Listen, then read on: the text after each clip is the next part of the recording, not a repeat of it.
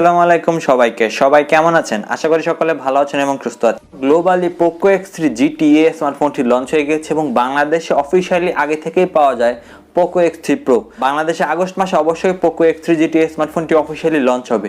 So আজকে আমরা এই ভিডিওতে Poco X3 Pro versus Poco X3 GT এর কম্পারিজন ভিডিও করব। আপনারা দেখছেন টিউটোরিয়ালস ভ্যালি টেক ভ্যালি, আপনাদের সাথে থাকছি আমি তাইসির। সো বন্ধুরা চলুন শুরু করা যাক।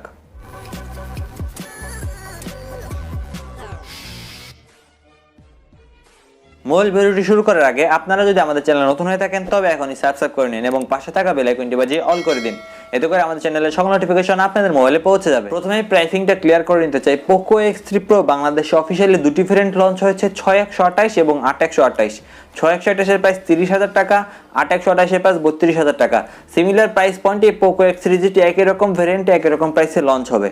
বাট বাংলাদেশে কিন্তু Poco X3 Pro অফিশিয়াল ভার্সনটাই 6128টা 27,000 টাকায় পাওয়া যায়, 8128টা 29,000 টাকায় পাওয়া যায়। সো আশা করা যাচ্ছে Poco X3 GTও যেটা এক্সপেক্টেড প্রাইস তার থেকে কিছুটা কমই অফলাইন মার্কেটে পাওয়া যাবে।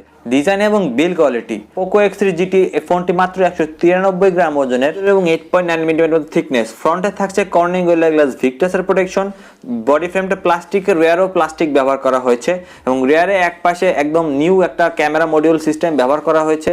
ডিসেন্ট আছে ব্যাকে ট্রিপল রেয়ার ক্যামেরা। ফ্রন্টে ইন্ডিভিজুয়াল খুব মিনিমাল। সো ওভারঅল যদি নতুন একটা লুক, বিল্ড কোয়ালিটি যদি ব্যাকে গ্লাস দিত আমি পার্সোনালি কিছুটা বেশি খুশি হইতাম। অন্যদিকে Poco X3 ফোনটা কিছুটা ভারী এবং মোটাও বটে। এই ফোনটি 215 গ্রাম ওজনের এবং 9.4 মিলিমিটারের মতো থিকনেস। ফ্রন্টে থাকছে কর্নিং গোরিলা গ্লাস 6 এর প্রোটেকশন। অ্যালুমিনিয়ামের বডি ফ্রেম থাকছে বাট রেয়ারটা থাকছে প্লাস্টিকের।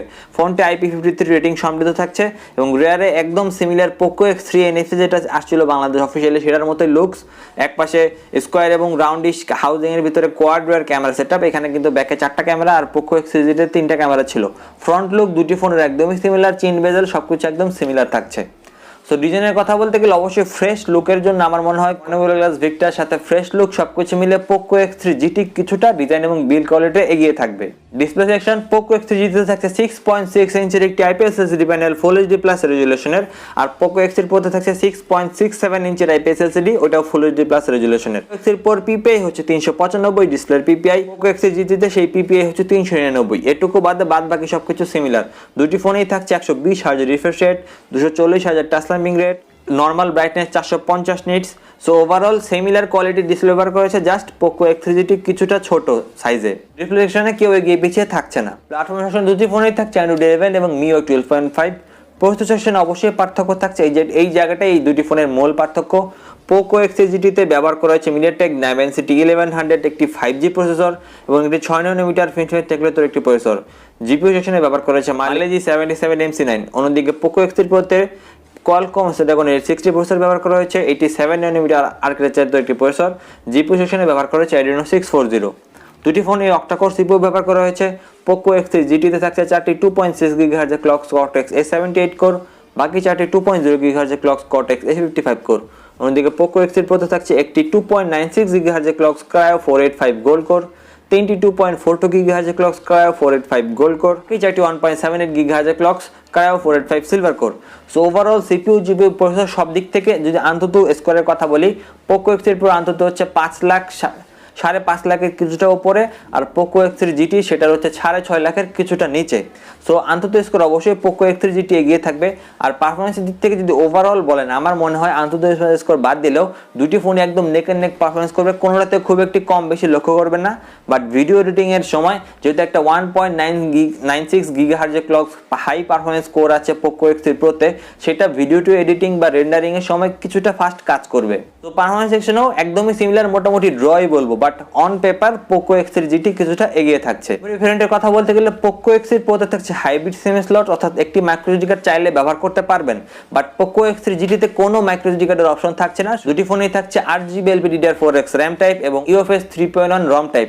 সো RAM ROM ভেরিয়েন্ট সবকিছু ডিসেন্ট আছে, বাট যেহেতু মাইক্রোএসডি কার্ড ব্যবহার করা যাবে এই কারণে Poco X3 Pro কিছুটা এগিয়ে থাকছে। ক্যামেরা সেকশন এই জায়গাতেও বিস্তর পার্থক্য আছে। Poco X3 GT তে ব্যাকে ট্রিপল লেয়ার ক্যামেরা ব্যবহার করা হয়েছে, 64 মেগাপিক্সেলের f1.8 অ্যাপারচার ওমনিভিশনের সেন্সর, 8 মেগাপিক্সেলের f2.2 অ্যাপারচারের আলট্রাওয়াইড সেন্সর, 2 মেগাপিক্সেলের f2.4 অ্যাপারচারের ম্যাক্রো সেন্সর এবং ফ্রন্টে 16 মেগাপিক্সেলের f2.5 অ্যাপারচারের সেলফি ক্যামেরা।